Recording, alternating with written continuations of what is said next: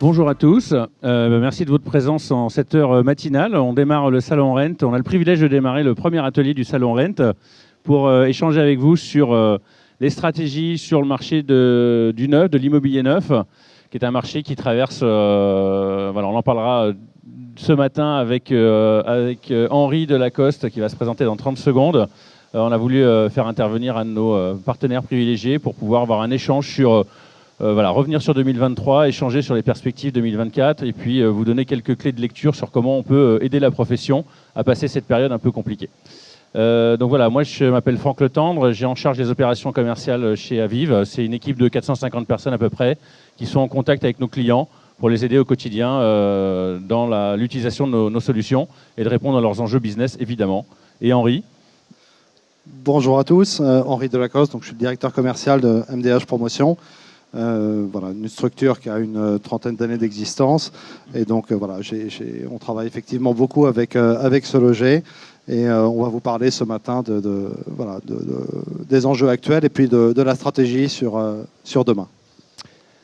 Quelques mots sur Aviv. Donc Aviv, c'est une entité qui a été créée pour regrouper l'ensemble des actifs de place de marché immobilier du groupe Axel Springer en France, qui regroupe les marques très connues que sont Meilleurs Agents, les marques du groupe SeLoger, donc SeLoger, Logic Immo, Belle Demeure, Luxe Résidence, et les déclinaisons sur l'ensemble des segments ainsi que sur l'industrie tertiaire. Voilà, et donc on a dès le départ dans nos stratégies décidé de spécialiser nos sites et de spécialiser nos approches pour répondre aux enjeux spécifiques des différents métiers de l'immobilier. Henri, si tu veux présenter MDH. Oui, rapidement un mot sur MDH Promotion, 26 ans d'activité, on fait à peu près 100 millions de chiffre d'affaires. C'est entre 400 et 500 logements qui sont livrés par an. Alors, je précise une chose, on est implanté uniquement en Île-de-France. Voilà. Donc, ça vous donne comme ça une idée de la taille de la structure. Il y a une quarantaine de collaborateurs. Voilà. Alors, je suis passé un peu vite sur l'agenda. Donc, revenir brièvement sur ce qu'on a vécu tous collectivement en 2023. Échanger également avec Henri qui nous donne son regard professionnel sur les tendances et les perspectives et puis terminer sur comment le digital, comment les outils qu'on développe et qu'on commercialise peuvent aider la profession à passer les turbulences qu'on connaît en ce moment. Donc qu'est-ce qui s'est passé en 2023 ? Alors, chez nous, on a la chance d'avoir un modèle économique qui est finalement assez résilient, qui nous a permis de garder et de consolider notre position de numéro 1 sur le secteur du neuf en France. Voilà, qui totalise un peu plus d'1,5 million de visites par jour. Donc on draine le trafic le plus qualifié sur l'ensemble de nos sites pour des gens qui sont en recherche de projets. On a en moyenne un peu plus de 7000 programmes diffusés par mois sur nos sites. Donc on propose l'exhaustivité la plus totale de l'offre sur nos sites. Et lorsqu'on interroge nos clients sur finalement la satisfaction qu'ils ont à chercher et à trouver le bien de leur rêve sur nos sites, on est sur une note de 7,5 sur 10, ce qui est très satisfaisant. Malgré ça, on n'est pas aveugle des tendances de marché. Marché qui a connu un arrêt brutal dans plein de domaines, aussi bien sur des sujets macroéconomiques que microéconomiques. Donc c'est une chute très importante de la production de permis de construire entre le deuxième trimestre de l'année dernière et le deuxième trimestre de l'année précédente. C'est une inflation qui est montée de façon extrêmement brutale et que beaucoup d'acteurs n'avaient pas forcément anticipé, donc qui a grévé le pouvoir d'achat des Français. Et ce pouvoir d'achat des Français étant grévé, il y a un réflexe un peu grégaire qui fait que l'épargne disponible, l'argent disponible, en tout cas la manière de l'investir, est plutôt tournée vers l'épargne que vers d'autres postes de dépenses. Et tout ça aussi se faisant avec en toile de fond un foncier qui est toujours en hausse continue, voilà, raréfaction du foncier qui a un impact sur les prix, et puis un besoin en termes de logement neuf que la profession a du mal à produire, puisqu'on arrive à fournir à peine 20 à 25% de ce qu'il faudrait faire tous les ans. À côté de ça, on a également subi une hausse des taux très importante. Donc l'inflation s'est aussi accompagnée d'une hausse brutale des taux. On était même passé, on a frisé les 5,8, 5,9%, donc près des 6%. Donc on est passé brutalement de taux à presque en dessous d'1% à des taux qui ont frisé les 6%. Donc ça a globalement amputé ce qu'on dit assez fréquemment sur la capacité d'investissement d'un particulier. Ça a eu amputé quasiment une pièce, en gros 20-25 mètres carrés par rapport à ce qu'il pouvait se payer il y a un an avant avec des taux à 1%. On a également des indices de coûts de la construction qui n'ont cessé d'augmenter. Donc voilà, sur des durées de production qui sont quand même, somme toute, assez longues, 18, 24, 36 mois. Entre le moment où on lance les programmes et le moment où on commercialise, il y a eu un impact sur les coûts de la construction, guerre en Ukraine, plus d'autres phénomènes qui ont pas facilité la donne. Et puis enfin, on a eu également, dans cette même période, quand même une augmentation des stocks de logements neufs. Donc, il a quand même permis de passer 2022-2023 de manière assez, somme toute, sans trop de difficultés. Mais ça ne fait qu'oblitérer les problématiques futures qui vont arriver parce que ces stocks, on tape dedans. Et on en parlera sur les perspectives juste après. Et enfin, ce qui est aussi intéressant de partager, c'est que pendant ce temps-là, même si les stocks sont là, une baisse des réservations qui a été quand même assez notable. Ce qui explique aussi qu'on a toujours encore des biens à disposition. Voilà, ces réservations baissent quand même de manière assez significative, comme on le voit ici en 2023, ce qui nous amène à rapidement maintenant parler des perspectives pour 2023, 2024 et au-delà. Oui, merci Franck. Sur la baisse des réservations, moins 23%, bon, c'est évidemment, hein, c'est un chiffre au national. En Ile-de-France, c'est un peu différent. Et nous, chez MDH, en 2023, on a fait moins 15. Voilà. Bon, donc après, chacun a des chiffres en fonction de l'endroit où il est, qui sont effectivement disparates. Bon, sur les perspectives, on a effectivement la difficulté du pouvoir d'achat. Pouvoir d'achat à cause de la hausse des taux, vous l'avez compris. On est passé de 1 à 4 en l'espace de 2 ans. C'est une perte de solvabilité d'à peu près 25% pour les acquéreurs, ce qui est énorme. Et puis par-dessus ça, on a décidé de supprimer la loi Pinel pour les investisseurs. Donc finalement, on se retrouve avec des personnes qui voulaient faire de la résidence principale, qui ont un problème d'accès au crédit, et puis les personnes qui étaient investisseurs, on leur dit le Pinel c'est terminé. Donc il faut effectivement, dans ce contexte, essayer malgré tout de trouver des acheteurs. Alors un petit focus là, sur les difficultés de marché. On parle des baisses des ventes en bloc. En réalité, vous le savez, il y a eu beaucoup de réservations en bloc qui ont été effectuées en 2023. Ça va sûrement se poursuivre en 2024. Bon, et heureusement, c'est quand même une porte de sortie intéressante pour les promoteurs, hein, notamment dans le cadre de l'AMI avec Action Logement. Un truc un peu surprenant, enfin moi en tout cas qui m'a surpris, je partage cette réflexion avec vous, le Pinel marche jusqu'à fin 2024, pour autant les investisseurs ont disparu de la circulation. On aurait pu penser qu'il y aurait eu un phénomène de précipitation sur le Pinel en disant c'est la fin, dépêchez-vous, et en fait, non, ils ont arrêté. On leur a dit c'est fini, ils ont arrêté. Oui, c'est vrai, alors qu'ils ont encore un an devant eux. Dans l'autre sens. C'est dans l'autre sens. Voilà, sur les prix de vente, donc bon, c'est une source Xerfi qui est là. Assez paradoxalement, on annonce des prix de vente qui sont en augmentation, y compris sur la perspective 2024-2025. Bon, alors il y a quand même un aspect de prix affiché et puis après de prix réellement vendus. Hein. Ce qui est quand même intéressant, c'est il y a les prix qui sont sur Se Loger ou autres, et puis il y a les prix qui sont chez le notaire. Hein, Franck. Tout à fait, c'est juste. Après, c'est une moyenne nationale, hein, effectivement. On est tout à fait. On communique d'ailleurs assez régulièrement sur l'évolution des prix, l'indice d'évolution des prix. Il y a des régions qui sont plus tendues que d'autres. Hein. Finalement, sur Paris, on commence à avoir une baisse des prix qui est historique. Mais sur le logement neuf, par rapport justement à ces stocks, les coûts de construction embarqués donnent aussi assez peu de marge de manœuvre. Et donc, on est encore sur des tendances où les prix de vente en moyenne en France sur le logement neuf continuent d'être en augmentation. Voilà, alors encore une fois, c'est un chiffre national si on se base sur l'Île-de-France. En tout cas, là, en ce qui concerne notre maison MDH Promotion, on a fait des baisses en 2023 de l'ordre de moins 5, moins 7%. Voilà. Après, tout dépend du stock que vous avez et de la façon dont vous voulez l'écouler. Voilà. Pour autant, très intéressant, les acheteurs ne renoncent pas forcément à leur projet d'achat. On a 55% qui déclarent acheter un bien au plus vite avant que les taux n'augmentent. Bon, récemment, on a pu dire qu'il allait y avoir une stabilisation des taux d'intérêt. Espérons-le, souhaitons-le, pour que 2024 se passe un peu mieux.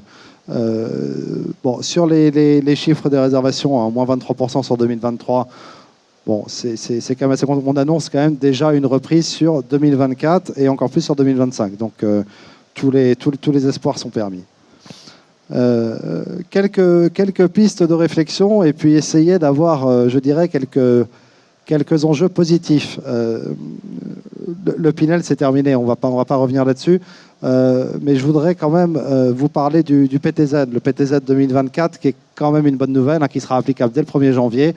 Le gouvernement a créé deux tranches supplémentaires, une à 50% pour les plus bas revenus et une à 20% pour des gens qui jusque-là n'étaient pas éligibles au prêt à taux zéro. Donc ça va quand même redonner un petit peu de souffle et d'après les calculs qu'on a pu faire sur la première tranche, donc des gens qui vont pouvoir bénéficier du prêt à taux zéro à 50%, ça pourra faire un écart de mensualité jusqu'à 300 € par mois. Voilà. Donc je dirais que c'est très bon augure, notamment sur les marchés de seconde couronne et notamment sur les marchés BRS. On va peut-être pouvoir, si on a le temps, faire un petit mot sur... On a le temps, donc je te propose de faire un petit mot sur le BRS. Alors sur le BRS, nous on est chez MDH Promotion, on est pionnier dans le BRS. On a 5 programmes en cours de commercialisation en BRS en Ile-de-France. Peut-être pour ceux dans la salle qui seraient moins familiers avec ce qu'est le BRS. Oui, alors le BRS, le bail réel solidaire. Donc ça repose sur le principe, je le dis commercialement, juridiquement, c'est pas comme ça, c'est la dissociation du foncier et du bâti. Donc les gens vont pouvoir acheter le bâti et puis il y a un organisme foncier solidaire qui va porter le foncier. Résultat des courses, les gens peuvent acheter entre 30 et 40% moins cher que les prix du marché. En contrepartie, il faut s'acquitter d'une redevance auprès de l'OFS. Bon, voilà, dans les grandes lignes pour le BRS. Mais du coup, c'est quand même assez intéressant. On a commercialisé, nous, une opération à Brie-sur-Marne. Brie-sur-Marne, on a un marché qui est à peu près à 6 000 € du mètre. On a vendu une opération à 3 800 € du mètre. Même principe à Villiers-sur-Marne, on a fait à peu près la même chose. À Voisin-de-Bretonneux également. Et là, je pense à Meulan. Meulan en Yvelines, où on est sur un marché qui est plutôt autour de 4 000 €. On arrive à vendre du BRS à 2 800 € du mètre. Donc là, on redonne du pouvoir d'achat aux gens et grâce au PTZ 2024, on va très certainement pouvoir accélérer les ventes sur ce sujet. Tu faisais état, Henri, de la disparition un peu brutale des investisseurs. Historiquement, chez MDH, la part des investisseurs versus des primo-accédants, c'est quoi? Oui, alors... Je dirais que dans ce malheur, nous, chez MDH Promotion, on a un peu de chance puisqu'on avait une part d'investisseurs qui était assez faible, de l'ordre de 20-30%, qui aujourd'hui est passé à 15%, mais on avait un ADN très fort sur l'accession à la propriété. Je vous en ai parlé, notamment au travers du BRS, etc. Voilà, donc on est assez favorable aux ventes directes, aux ventes aux particuliers, tout simplement pour offrir un logement aux gens. Absolument, offrir un toit à tous, qui est un peu le début de l'égalité des chances. Est-ce qu'il y a d'autres sujets sur les pistes de réflexion que tu voudrais partager, qu'on avait listés ici ou est-ce que dans la salle, il y en a qui veulent nous interpeller sur un des thèmes qu'on a listés par rapport à des pistes de réflexion avant de passer à l'étape d'après? Alors peut-être en attendant qu'il y ait une question, on peut faire un petit mot sur le Pinel. Ça représentait au niveau national à peu près la moitié des ventes de logements neufs en France. Ça va s'arrêter en 2024. J'ai du mal à comprendre comment on va pouvoir se passer d'une loi de défiscalisation sur l'avenir, même s'il est vrai que ça a quand même des effets un peu pervers, notamment l'augmentation des prix de vente. Oui, alors en même temps, c'est vrai que ça dépend des régions, mais on a certaines régions en France où le neuf, c'est une population qui est à 70%, jusqu'à 70% des investisseurs. Donc c'est qui ont un rôle très important à jouer dans justement l'accès au parc locatif également. C'est monsieur, madame, tout le monde, comme vous et moi, qui investissez dans un logement neuf pour préparer la retraite ou pour d'autres projets financiers. Mais cette machine qui permet également d'alimenter derrière toute l'activité de transaction, c'est une machine effectivement qui était beaucoup portée par les investisseurs et qui effectivement interpelle et pose beaucoup de questions quant à la manière dont ça va alimenter toute la transaction immobilière dans son ensemble. Je ne sais pas si on pourrait tout de suite le dire, mais j'ai quand même tendance à penser que ce qui a été fait par Action Logement, par la Caisse des dépôts, de racheter les stocks des logements des promoteurs, on peut le dire en masse, est-ce que ce n'était pas déjà une réponse à l'absence de la loi Pinel avec la désertion des investisseurs particuliers? C'est possible. C'est possible. En tout cas, je pense que l'État fait une bonne affaire dans l'opération. Exactement. Merci Franck. Et je t'en prie, Henri. Alors, pour avancer dans notre intervention de ce matin, face à ces différents éléments de contexte, on a parlé de ce qu'on vient de vivre 2022-2023, des perspectives quand même, pas dire qu'on est au fond du trou, mais on sent quand même les taux se stabilisent, la production de crédit redémarre. On était arrivé à quand même un crédit sur deux quasiment qui n'était pas accepté. On voit que les banques commencent à recommercialiser, à rejouer leur rôle de financier. Donc c'est plutôt positif. Et donc avec une inflation qui se stabilise, voire qui va commencer à décroître. Et on voit les taux de la BCE qui sont plutôt incitatifs et qui nous donnent pas mal d'espoir quant à la reprise sur 2025 et 2026. Comment on fait en attendant que de retrouver les couleurs? On a réfléchi avec les équipes depuis pas mal de mois à comment on pouvait aider la profession, les promoteurs immobiliers à rendre encore plus visible leur programme et à booster la visibilité des annonces qui publient sur nos sites. Sachant que, et vous le savez, il y a plus de 90% des projets immobiliers qui commencent sur Internet. Donc toute personne qui est en recherche va systématiquement commencer sur Internet. Et il y a de fortes chances pour 4 sur 5 d'entre elles d'arriver sur un de nos sites, soit par le départ qui cherche à comprendre un peu l'estimation, combien vaudrait le bien, sa capacité d'investissement, accéder à une information de qualité pour pouvoir commencer à aborder et à structurer son projet. Donc ça, c'est vraiment un investissement continu qu'on fait sur nos sites pour toujours donner accès à de l'information de qualité. La capacité à se projeter, la capacité à comprendre sa capacité d'emprunt, voilà, toutes les informations et également leur donner accès à tous les dispositifs et tous les systèmes d'accompagnement qui sont à leur disposition et qui sont souvent inconnus. Donc un gros travail a été fait pour constamment alimenter nos sites en contenu de référence, qui fait que quand un internaute fait une recherche ou commence à chercher sur son projet, il atterrisse sur un de nos sites. Et pour ça, on a lancé l'offre NeoExtend, qui a pour objectif, qui a plusieurs objectifs, qui en a principalement 2. Le premier, c'est d'aider dans la diffusion des programmes, donc de rendre toujours plus visibles les annonces, donc d'être visible des 1,5 million de personnes qui visitent nos sites au quotidien, et puis également de générer plus de leads. Voilà, à travers des mécaniques de suggestion d'annonces, de montée en tête de liste, qui fait que la probabilité que les gens cliquent sur les annonces et viennent demandent à être mis en contact avec une entreprise comme MDH est 3 fois plus importante. Donc qu'est-ce que ça veut dire d'un point de vue outil? Avec la mise à disposition sur le marché depuis quelques mois maintenant de NeoExtend, on a boosté la visibilité en tête de liste, de faire en sorte que vos programmes apparaissent dans les premières lignes et les premières pages de recherche, sachant qu'on a 4 fois plus de chances d'avoir une annonce cliquée avec BoostExtend qu'avec une annonce publiée de manière classique. Également faire en sorte que lorsque les critères de recherche sont renseignés, vos annonces apparaissent en haut de liste et soient systématiquement aussi redispatchées, redirigées, retargetées sur les sites où il y a des grosses audiences, ce qui permet de suivre l'internaute dans son parcours sur Internet par la suite et de constamment l'alimenter ou le solliciter sur les biens qu'il avait pu rechercher sur nos sites. Voilà. Et donc, on est à votre disposition sur Rent. On a des équipes de Se Loger Neuf et Construire qui sont à votre disposition si vous voulez en savoir plus sur nos offres. Et vous pouvez nous retrouver sur notre stand, qui est l'emplacement E35, que vous pouvez voir d'ici, au milieu du salon. Et donc, il nous reste quelques minutes, si vous le souhaitez, pour répondre à quelques questions que vous pourriez avoir dans la salle sur les sujets qu'on vient de partager. Je ne sais pas s'il y a des micros qui circulent.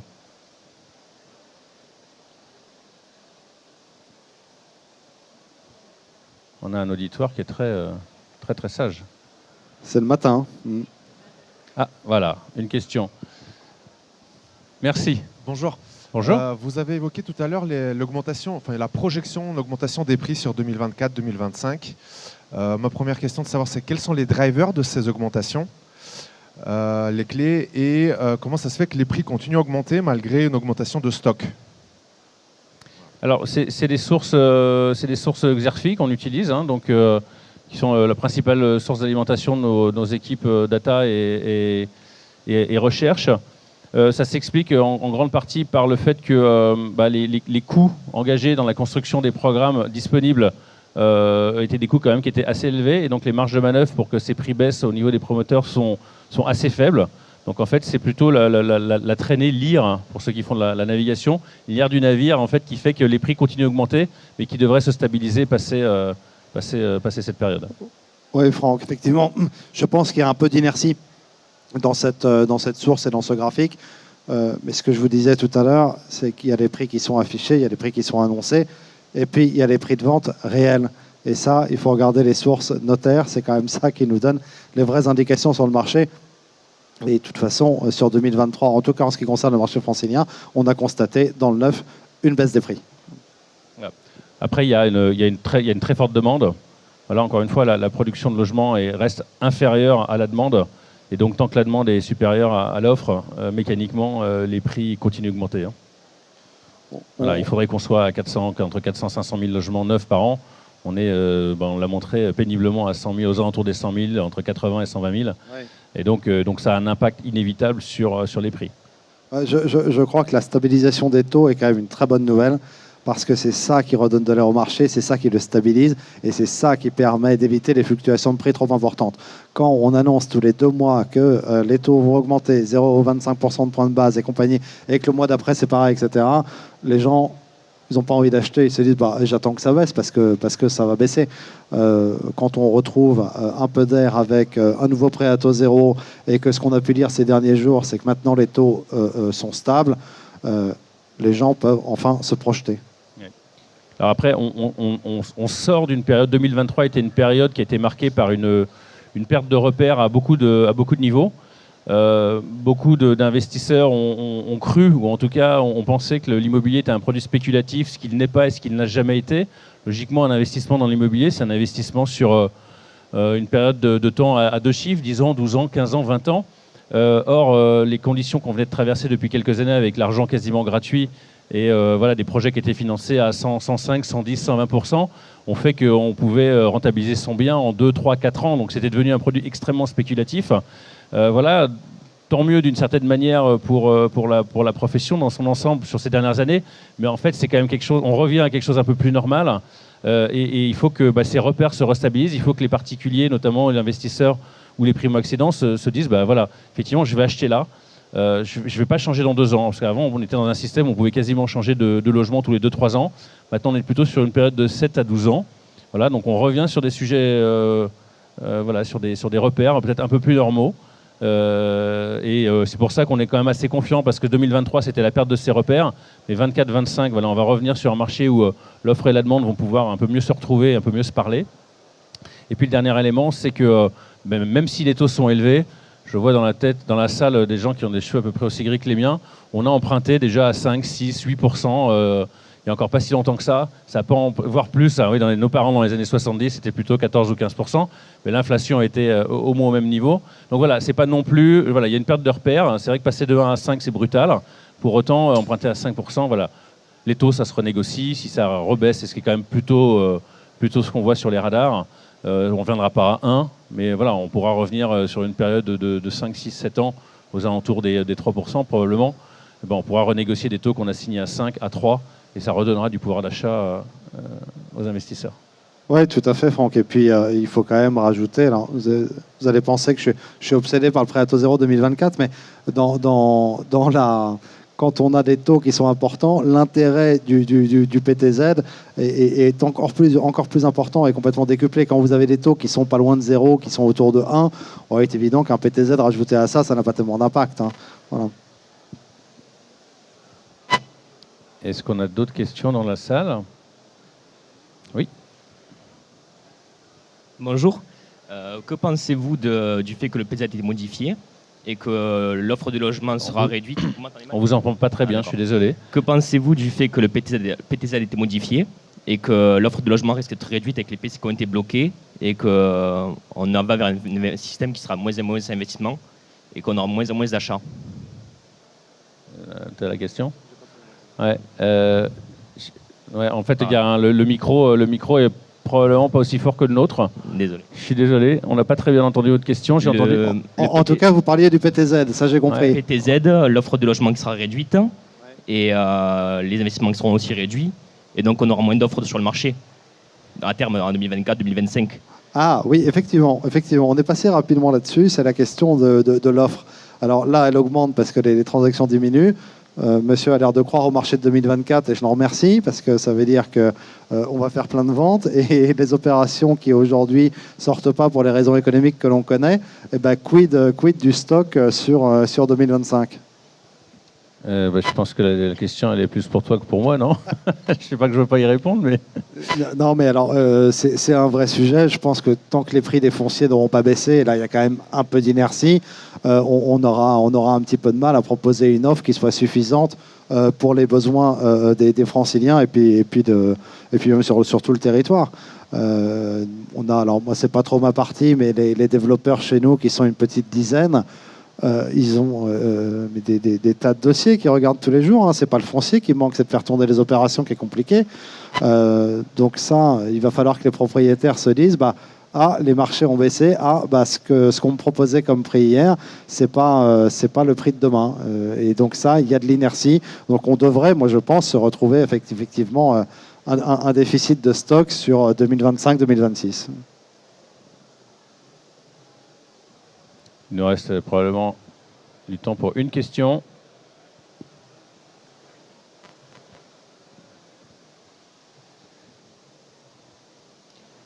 Bien, écoutez, s'il n'y a plus de questions dans la salle, je vous donne rendez-vous donc sur notre stand à l'emplacement E35 pour ceux qui souhaitent poursuivre la discussion avec Henri et moi-même, ou toute l'équipe de se loger. Merci à tous, bon salon.